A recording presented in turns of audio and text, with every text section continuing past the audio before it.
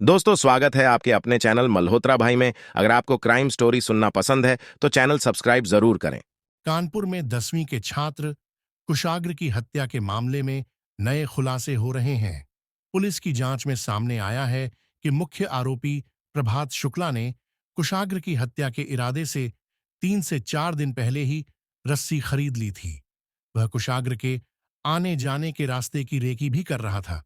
बताया जा रहा है कि प्रभात ये सब काम कुशाग्र की ट्यूशन टीचर रचिता के इशारों पर कर रहा था, क्योंकि रचिता को ही पता था कि कुशाग्र बड्ढे घर का लड़ी डेचका है। फिरौती का पैसा आसानी से मिल सकता है। वही पुलिस अधिकारी इस बात से भी हैरान है कि जिस जगह कुशाग्र को मारा गया वहां एक अहाता है, आसपास कई घर हैं, लेकिन कुशाग्र की जिस सफाई से हत्या की गई, किसी ने उसकी चीख पुकार तक नहीं सुनी। कुशाग्र का रस्सी से गला घोंटा गया था, उसके हाथ पैर बंधे मिले। जब तक पुलिस मौके पर नहीं पहुंची, पड़ोसियों को भी इस बात का बिल्कुल इल्म नहीं था कि उनके ठीक बगल में किसी की हत्या हो गई है।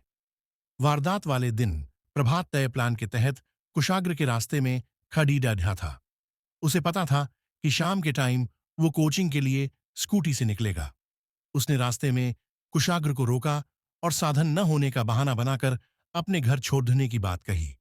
फिर वहां ले जाकर उसकी हत्या कर दी। स्कूटी का नंबर बदला।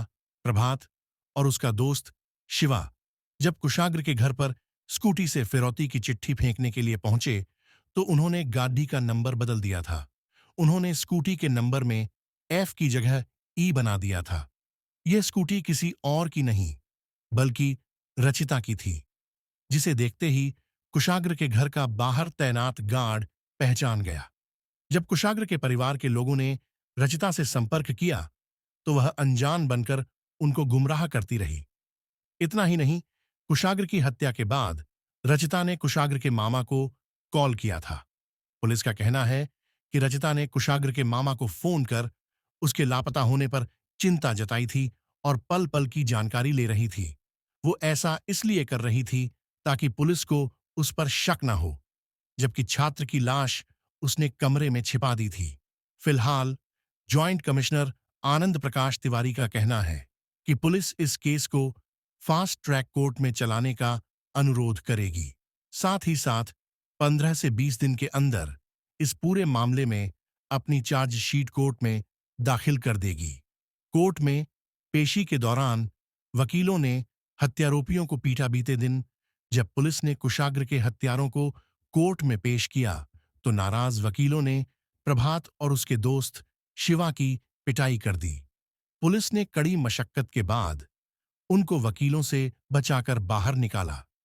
रचिता को भी मंगलवार शाम एमएम 3 कोर्ट में पेश किया गया। कुशाग्र की लाश को घसीटा गया था।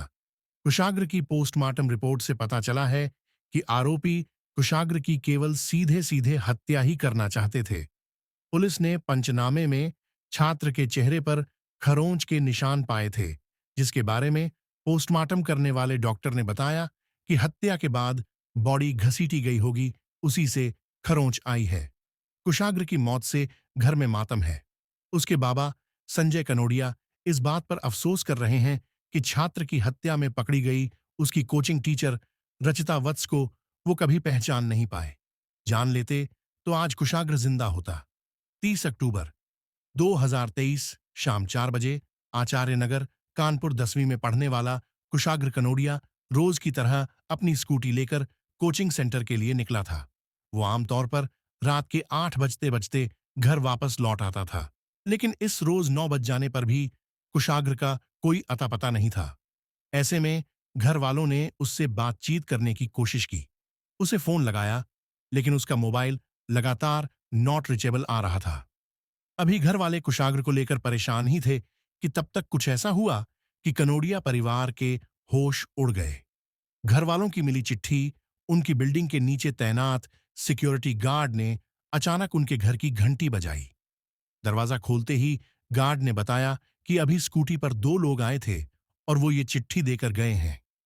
घर वालों ने जैसे ही सादे कागज पर लिखी वो चिट्ठी खोली, उनके पैरों तले जमीन खिसक गई। फिरौती में मांगे थे 30 लाख। चिट्ठी में लिखा था, मैं नहीं चाहता कि आपका त्योहार बर्बाद हो। आप मेरे हाथ में पैसे रखो और लड़का 1 घंटे बाद आपके पास होगा। हम आपको फोन करेंगे। अल्लाहू अकबर। इस लड़के की गाड़ी और इसका मोबाइल दोनों आपके घर के पास होटल द सिटी क्लब के पास खड़ी है। मैं आपका नुकसान नहीं चाहता। आपसे बार बार बोल रहा हूं कि घबराओ ना। आप अल्लाह पे भरोसा रखो। आपसे निवेदन है कि आप ये बात पुलिस और ना ही अपनी लखनऊ वाली फैमिली, ना ही अपने अलग बगल किसी को बताएं कि हमने आपके कुशाग्र को किडनैप कर लिया है। आपके पास 2 या 3 दिन का समय है। आप जल्दी से 30 लाख का इंतजाम कर लो और ये बात कहीं भी फैली तो उसके जिम्मेदार आप स्वयं होंगे। घर वालों का सता रहा था अनहोनी का डर। ये चिट्ठी पढ़ते ही पूरे कनोडिया परिवार की सांसें अटक गईं। चिट्ठी में और भी कई ऐसी बातें लिखी थीं जिससे ये साफ हो रहा था कि कुशाग्र को अगवा करने वाले लोग कनोडिया परिवार को अच्छे से जानते हैं, यानी परिवार के करीबी हैं। लेकिन वो कौन है, ये साफ नहीं था। कुशाग्र कानपुर में कपड़े के बड़े कारोबारी मनीष कनोडिया का बड़ा बेटा था और रोज अकेले ही ट्यूशन के लिए जाता था। लेकिन जिस तरह से आज वो गायब हो गया था और अब ये चिट्ठी मिली थी, वो अपने आप में किसी बड़ी अनहोनी का डर पैदा कर रहा। अब परिवार ने बिना देर किए पुलिस को इसकी खबर दी। मास्क लगाकर आए थे चिट्ठी देने वाले। इस बीच घर वालों ने चिट्ठी देकर जाने वाले बदमाशों के बारे में ज्यादा जानकारी जुटाने के इरादे से गार्ड से पूछताछ की। गार्ड ने बताया कि चिट्ठी देने वाले दोनों लड़कों ने अपने चेहरे पर मास्क लगा रखा था। वो लड़कों को तो नहीं पहचान सका, लेकिन वो जो स्कूटी लेकर आए थे वो रचिता मैम का था। रचिता मैम असल में कुछ साल पहले तक कुशाग्र को ट्यूशन पढ़ाती थी और इन दिनों रचिता कुशाग्र के छोटे भाई की ट्यूटर थी। यानी रचिता कनोडिया परिवार को और कनोडिया परिवार रचिता को अच्छी तरह जानता था। गार्ड ने स्कूटी का नंबर भी नोट कर लिया था। नंबर प्लेट में सिर्फ एक लेटर को छोड़ दें तो ये नंबर भी रचिता की स्कूटी का ही था। अल्लाहू अकबर लिखकर किया गुमराह। अब कुशाग्र के घर वालों ने सीधे रचिता को फोन किया। लेकिन कुशाग्र के किडनैपिंग की बात सुनकर रचिता भी हैरान हो गई। उसे कुशाग्र की गुमशुदगी के बारे में कुछ भी पता नहीं था। लेकिन जब कुशाग्र के घर वालों ने रचिता से उसकी स्कूटी के बारे में पूछा तो रचिता ने बताया कि स्कूटी उसका दोस्त प्रभात अपने साथ लेकर गया है। प्रभात असल में रचिता का बॉयफ्रेंड था और स्कूटी भी उसी के नाम पर थी। लेकिन जिस तरह कनोडिया परिवार को भेजी गई फिरौती की चिट्ठी में अल्लाहू अकबर लिखा था, वो कुछ और इशारा कर रहा था। लग रहा था कि शायद कुशाग्र को अगवा करने वाला कोई मुस्लिम है। ऐसे में पुलिस उलझन में थी। चिट्ठी में कुशाग्र की वापसी के बदले 30 लाख रुपए मांगे जाने के साथ साथ और भी कई चौंकाने वाली बातें लिखी थीं। रात के 2 बजे मंगवाई थी फिरौती की रकम। आप जल्दी से 30 लाख का इंतजाम करो और अपना बच्चा 1 घंटे बाद घर में देखो और पैसे लेके रात में 2 बजे कोका कोला चौराहे पर मिलो। मैं पैसे लेने आऊंगा। जैसे पैसे मेरे हाथ में आ गए, ठीक उसके 1 घंटे बाद लड़का आपके घर में होगा और पैसे की व्यवस्था हो जाए तो घर के चारों तरफ पूजन वाला झंडा लगा देना। मैं देख लूंगा, फिर आपको फोन करूंगा और कोई भी होशियारी हुई तो उसके जिम्मेदार आप स्वयं होंगे। मेरी नजर आपके घर पर ही होगी। कोई भी बात बाहर पता चली तो आप ध्यान रखना और आप बिल्कुल भी ना घबराओ। आपका लड़का सही सलामत घर पहुंच जाएगा, पर उसकी जिम्मेदारी आपके ऊपर है। घटना से अनजान बन रहे थे रचिता और प्रभात किडनैपर। जिस तरह से कनोडिया परिवार के घर पर नजर रखने की बात कह रहा था, उससे साफ था कि वो कहीं आसपास ही है। हालांकि फिरौती की चिट्ठी पहुंचाने में इस्तेमाल हुई स्कूटी की वजह से अब रचिता और प्रभात शक के दायरे में आ चुके थे, लेकिन बगैर किसी सबूत के उन्हें पकड़ा नहीं जा सकता था। पुलिस ने रचिता को पूछताछ करने के लिए बुलाया तो कुछ ही देर बाद प्रभात भी वहां आ पहुंचा। अब रचिता और प्रभात दोनों ही कुशाग्र की किडनैपिंग से खुद को बेखबर बताने लगे। वारदात को लेकर अफसोस जताने लगे। सीसीटीवी फुटेज ने खोला राज। इस बीच जब पुलिस ने ओमनगर में मौजूद प्रभात के घर के आसपास लगे सीसीटीवी फुटेज की स्कैनिंग की तो ये देखकर चौंक गई कि कुशाग्र शाम को ही प्रभात के साथ उसके घर के अंदर जाता हुआ दिख रहा था। बाद में घर से प्रभात, रचिता और एक तीसरा शख्स भी बाहर निकलते हुए कैमरे में कैद हुए थे। लेकिन प्रभात के घर से कुशाग्र के बाहर आने की कोई तस्वीर सीसीटीवी में नहीं थी। कुशाग्र का कत्ल कर चुके थे। रचिता और प्रभात अब पुलिस का शक यकीन में बदल चुका था कि इस मामले में जरूर प्रभात और रचिता का हाथ है।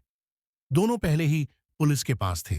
पुलिस ने जैसे ही पूछताछ के दौरान दोनों से सख्ती की, दोनों टूट गए और कुशाग्र की किडनैपिंग में अपना हाथ होने की बात तो मानी ही, लेकिन साथ ही एक ऐसी बात बताई कि पुलिस वाले भी सन्नाटे में आ गए। दोनों ने बताया कि वो कुशाग्र की जान ले चुके हैं और उसकी लाश प्रभात के घर में ही पड़ी है। अब कानपुर पुलिस की एक टीम प्रभात और रचिता को लेकर सीधे प्रभात के घर पर पहुंची और वहां प्रभात के मकान के स्टोर रूम से 16 साल के कुशाग्र की लाश मिल गई। प्रभात ने बताया कि उसने अपनी गर्लफ्रेंड रचिता और अपने दोस्त शिवा के साथ मिलकर शाम को ही कुशाग्र को मार डाला था। मर्डर के बाद भी फिरौती वसूलना चाहते थे आरोपी। अब पुलिस कुशाग्र की लाश बरामद कर चुकी थी और कातिल के तौर पर उसके पास 3 लोग थे। एक कुशाग्र की ट्यूशन टीचर रही रचिता, जिसने उसे पूरे 7 साल तक ट्यूशन पढ़ाया था। दूसरा उस ट्यूशन टीचर का बॉयफ्रेंड प्रभात और तीसरा प्रभात का दोस्त शिवा। गिरफ्तार होने के बाद प्रभात और शिवा ने यह भी मान लिया कि वो कुशाग्र की जान लेने के बाद भी उसके घर वालों से फिरौती वसूलना चाहते थे और इसीलिए उन्होंने ही चेहरे पर नकाब लगाकर कुशाग्र के घर के नीचे तैनात सिक्योरिटी गार्ड को फिरौती वाली वो चिट्ठी सौंपी थी।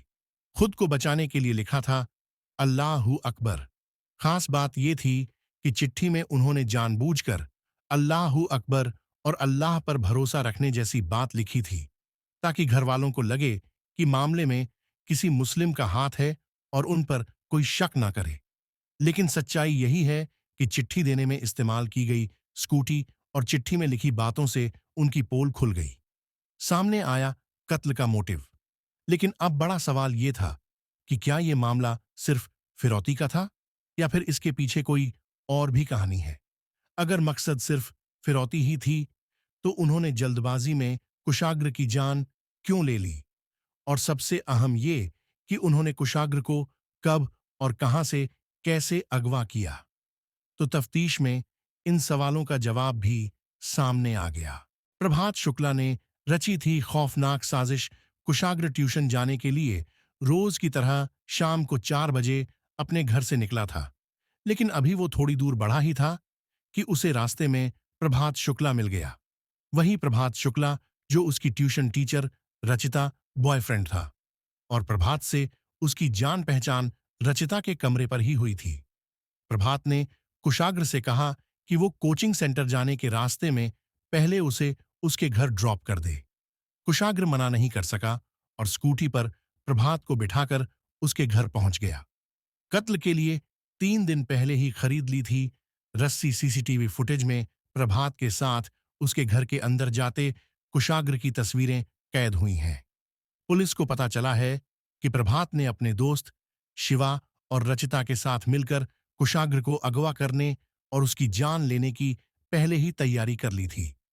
वहां पहले प्रभात और बाकी लोगों ने मिलकर कुशाग्र को नशे की गोलियां मिली, कोल्ड ड्रिंक पीने को दी, और जब उस पर बेहोशी छाने लगी तो फिर प्रभात और उसके दोस्त शिवा ने मिलकर रस्सी से गला घोंटकर उसकी जान ले ली।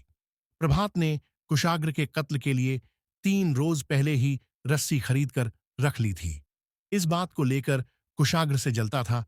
प्रभात, अब सवाल यह है कि अगर इरादा सिर्फ और सिर्फ फिरौती वसूलने का ही था तो कुशाग्र की हत्या क्यों की, और वो भी इतनी जल्दी में? तो इसका जवाब पुलिस ने दिया। पुलिस का कहना है कि कुशाग्र अपनी ट्यूशन टीचर रचिता के प्रति आकर्षित था और उससे मिलने आता था। इससे प्रभात उससे जलता था और उसकी जान लेना चाहता था। प्रभात और रचिता शादी भी करना चाहते थे और इसके लिए उन्हें पैसे चाहिए थे, तो इसीलिए दोनों ने मिलकर कुशाग्र के घर वालों से फिरौती वसूलने की भी प्लानिंग की थी। हालांकि कुशाग्र के घर वालों ने उसके अपने ट्यूशन टीचर से किसी तरह की लगाव की बात से इनकार किया है और पूछा है कि अगर लगाव ही था तो फिर फिरौती की बात कैसे आई? इस बीच कॉल डिटेल वाली बात सामने आई, जिसका पुलिस ने खंडन कर दिया है। पुलिस ने बताया कि रचिता की बातचीत किसी और नंबर से हुई थी, कुशाग्र के नंबर से नहीं। फोन में भी ऐसी कोई चैट या फोटो नहीं मिली जिससे प्रेम संबंध को स्थापित किया जा सके। फिरौती वाले एंगल की गहन जांच हो रही है, लेकिन पुलिस के इस दावे को कुशाग्र के परिजन मानने को तैयार नहीं है। कुशाग्र के चाचा संजय कनोडिया का कहना है, पुलिस ने बगैर किसी सबूत के हमारे भतीजे का चरित्र हरण कर दिया। वह 15 से 16 साल का छोटा बच्चा था। टीचर 25 साल की थी। दोनों के बीच संबंध कैसे हो सकते हैं? उसको टीचर हम बेटी जैसे मानते थे। वह अक्सर घर आती जाती थी। टीचर प्रभात से प्रेम करती थी। उससे शादी करने जा रही थी, तो हमारे भतीजे से क्यों प्रेम करेगी, या मेरा भतीजा उससे क्यों प्रेम करेगा? सब बनावटी कहानी है।